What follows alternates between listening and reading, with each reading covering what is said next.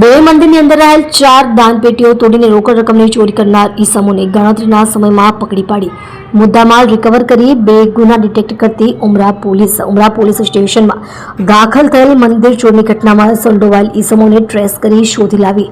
ગુનો સત્વરે ડિટેક્ટ કરવા મહેરબાન પોલીસ કમિશનર સુરત શહેર શ્રી અનુપમસિંહ ગહેલોત સાહેબની સીધી સૂચના હોય, જેથી સંયુક્ત police commissioner sector 2 Shri K N. Damor સાહેબના માર્ગદર્શન હેઠળ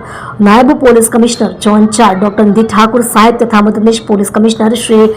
જી ડિવિઝન સુરત શહેરનાઓના સીધા સુપરવિઝન હેઠળ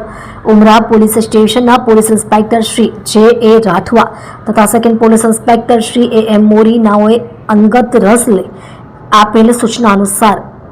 સર્વેલન્સ સ્ટાફના પોલીસ સબ ઇન્સ્પેક્ટર એમ.કે.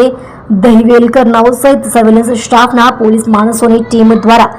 ગુનાવાળી જગ્યાના સીસીટીવી ફૂટેજ અને સુરત શહેરના રસ્તા ઉપરના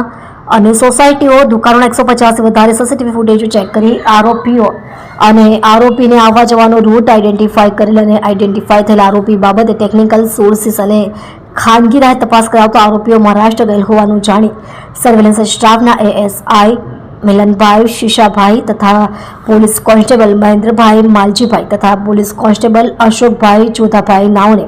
આરોપીઓને ટ્રેસ કરી અને મંદિરમાં ચોરી કરનાર ઈસમોને પકડી પાડી તેઓ વિરુદ્ધમાં કાયદેસરની કાર્યવાહી હાથ ધરવામાં આવેલ છે અને ઉમરા પોલીસ સ્ટેશનમાં નોંધાયેલ 2 અનડિટેક્ટ ગુનાઓ ડિટેક્ટ કરેલ છે।